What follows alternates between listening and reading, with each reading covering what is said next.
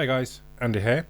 Now, I'm a little bit late to the party on the whole LG G5, but I was very pleased when Clove.co.uk said they could send me one to take a look at because I was quite a fan of the LG G3 and the LG G4. In fact, I bought the G4 as my daily at one point, but it then got dislodged when I bought a Note 5 a couple of days later in Canada. But the G4 was an amazing phone, great battery life, great camera, etc. So I was really quite keen to take a look at the G5. This one is the Titan version, apparently. So that's quite interesting. You might be aware about the removable base, which is kind of what the packaging is also sort of mimicking, if that's the word. Oh, there we go. And there's the actual device. So quite a different design to the G4 and G5, which were both quite similar to themselves. Let's just check while we're here. So it's weird, there's a slant backwards in the box. I'm not quite sure why. Maybe there's not supposed to be. No, perhaps not. It should have been level, I think. Obviously this is a review unit, so it's not brand spanking new. But we have some earphones with a kind of nice braided cloth. They're quite good. They don't tangle quite as easily. What do we have? There's the USB Type-C connector, which can do, I believe, up to sort of 3 amps. So we should get some kind of quick charging. I'm not sure just yet which it is. And it's a fast charge. There's a fast charge plug. So I will see how well that works during the course of my use of the device. SIM ejector tool there, of course. Let's just put that all aside, and let's find the power button. Is it? Oh, there's an actual button in the. I assume that's the power button. It doesn't appear to be turning much on. I assume the battery is installed. I suppose at this point I don't know that there's any charge in it. Is that like an eject? There we go, that's like an eject, but let's just see what's in there. So there is the battery, look. Which I think I probably should have a look at the instructions, because I think it kind of snaps out. Is that still no? I don't know if we're supposed to pull it a certain way. I don't want to damage it, so maybe I'll wait and check the instructions. But there's the removal, and that's where you would. Oh, it's quite a lot lighter without obviously the battery in it. That's where you would slide in the camera module. You can see there's some kind of connectors. I don't know if you can see that on the camera. That's where you would slide in the camera module, or I think there's a speaker module. Now, one thing that's worth pointing out while we're looking around the externals, as well as the sort of fingerprint sensor on the back, you might notice there's 2 different cameras. They are 16 megapixel and an 8 megapixel. The 16 is f1.8 and the 8 megapixel is f2.4. Laser autofocus like the previous LG phones.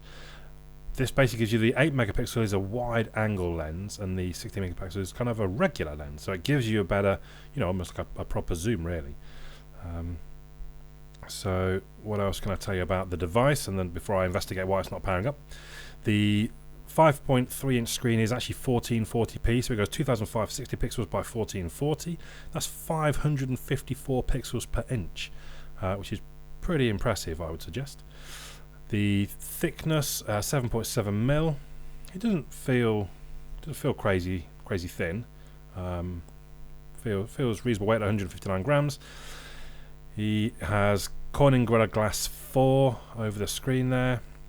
It's going to be running Marshmallow when I get it up. It's got a Snapdragon 820 chipset, and the CPU is a dual-core 2.15 GHz Cryo and a dual-core 1.6 GHz Cryo with the Adreno 530 GPU.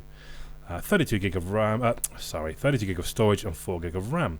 I've mentioned the cameras already. The front-facing camera is 8 megapixel as well, on the front, with an f2.0 aperture. And the battery that we saw earlier was a 2,800 milliamp hours. So the specs, all pretty impressive stuff. I'm going to take a second to plug it into some power and see if that's what is stopping it from booting up. So it turns out it did have no battery at all. It was literally on 0%. I've charged it for a little while, fast charging. It was about 45 minutes I've charged for, I think. I have no idea where power, battery and power saving. 42% now. Let's definitely have the percentage. Oopsie. In the top bar. Game optimizer. Okay. Now I'll show you. I'm going to go back to the home button. I get a few options here. Look, easy home, which I guess is going to be all the big. Everything's a bit bigger and simpler with my app drawer. Then I've got not that button. Sorry, that button. Then I've got home, app, and drawer. Your regular kind of home screen. I like the bouncy effect at the sides. Look. There's our app drawer. And then we've got home. No mention of an app drawer because there is no app drawer. Which I actually I don't like that. I like that you get the option. I'm just going to go to always use as default because I do prefer an app drawer. And that's also got the widgets in it as well. So I just like that they give you the choice. Why not? Why wouldn't you? Now, so I've literally just had a very quick play. You can see it's got some toggles in the notification bar as well as. I mean, that's a bit kind of Samsung. Well, I suppose that's probably unfair. I think LG probably had it as long as Samsung. I guess we can edit that, change what we want in there. Like I'm not sure I really use screen sharing or file sharing. Let's get rid of them. And there they are. They've gone. Or there they are. There they are. Not there. Let's look in the settings briefly. So you start off with networks. We can slide over to sound and notifications. Over to the display. Change the font, the text size, bold text, the brightness. Obviously with auto we're doing. Always on display. Set what to show. Time. Time seems good to me. A little basic to only have those two choices, I suppose, but it's fine. And then over to general for everything else, I suppose, really. Tap and pay could be handy. Smart cleaning. Obviously, I've literally just reset this device, so it should be pretty clean already. So it all looks pretty slick. Let's try the camera.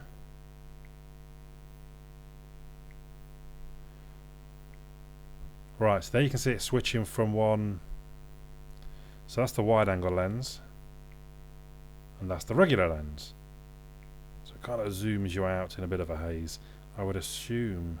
Yeah, and you can do that. You can do it manually. You see the little line showing where it switches from one camera to the other. Do you see that? How do we so just come to regular, see how quickly. That was pretty quick, I would have said. Oh, it's got a share now button straight away. Let's stick with the LG gallery. Now, actually I can feel the phone is quite warm at this point. I have had it on charge, as I think I said, for the last 40 minutes or so. Now, I'm going to real quickly shoot into my drawer here because I have a new gadget.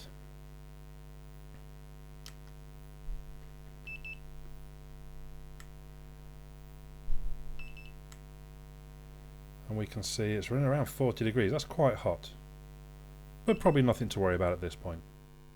So I'm not overly concerned about the heat. I'll keep an eye though as I use it. So double tap to wake is quite nice. I've set up the fingerprint sensor, although it didn't.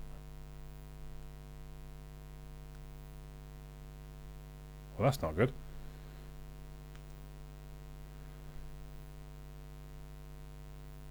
Because it's simply not working.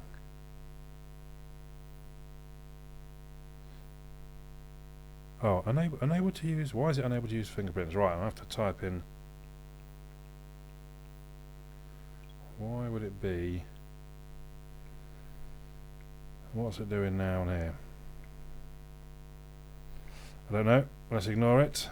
Congratulations, you're eligible for 100 gigabytes of free Google Drive storage. That's quite nice. I'll look at that in a second. Home touch buttons tapped. Let's have a look at that then. Okay, yeah, I seem to remember this from the previous LGs. I'm not even sure what Q-Slide is. Let's put it on in there and we'll see. Q-Slide apps calculator. It's like a split. Oh, okay, it's kind of a windowed mode. 12 plus 3 equals 15. Poof. Fair enough. Yeah, that could be. I'm not entirely sure why you wouldn't just switch to that app, but I guess kind of handy just to really quickly get to a calculator. Okay, you can go easily to the. Fine, fair enough. I can live with that. So we had a very quick look at the camera. We look at the photo I'd taken, did I?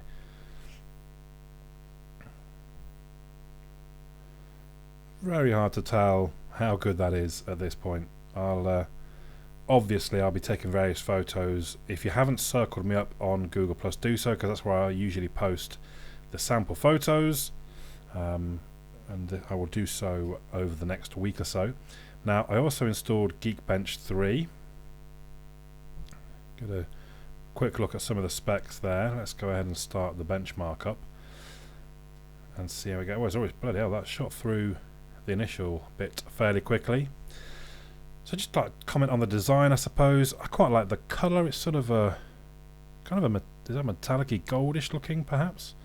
It's nicely rounded on all edges, really. I mean, it's not literally a rounded screen like you might see on an S7 Edge, but it's just a sort of a nicely rounded. I don't feel like that was very quick. 5043. That's a pretty high score. I think that kind of, well, I suppose it matches my Note 5. Would you expect it to push it beyond the Note 5? Maybe. The S7 I think was up in the mid 6.5s. I think. I mean that's a reasonable score. It's not a bad score. You maybe would have hoped it would have gone a little bit higher. Let's see if we've got YouTube. Oh, let's do it later. Let's go in as me. And why not? Let's have a look at my own video. So I'm really wanting to look at the screen and listen to the speakers in this case.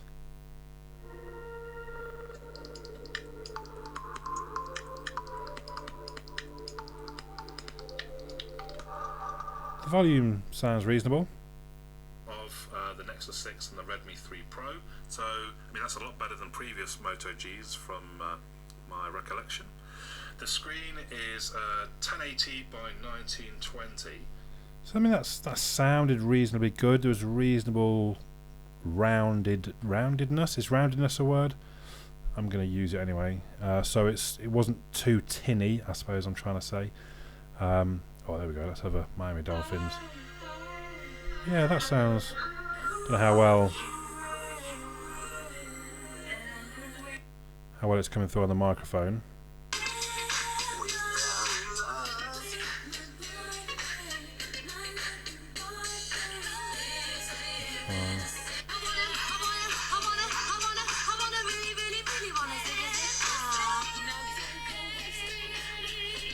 Yes, I mean, it sounds pretty good. The screen certainly looks, I would say, looks very good. You'd expect so with a 1440p. That's got a higher res on this thing than on my monitors. It's pretty silly, really, in some ways. So it sounds good, looks good. Design is good, I would say. Feels good. Camera to be seen. Obviously, this is just my unboxing. A lot of people seem to think these are reviews. They're not. It is just a quick unboxing, quick look at the initial sort of around the device. I will, of course, be using it now for a week or so, probably. Thank you once again to clove.co.uk for the use of this device. Do go and have a look at their website. Great place to buy phones in the UK. If you're looking for one right now, maybe the Note 7, I believe they'll be having very soon. This is the LG G5, which is, let me double check, I think it was 449, and you get a free camera, the camera module, worth £69 as well. So head on over to clove.co.uk to take a look. Subscribe to me if you haven't already, to check back in for more videos around the LG G5. At this point, I'm quite impressed with it. For a £450 device, it certainly seems pretty good. For now though, my name's Andy. I'll catch you all again soon.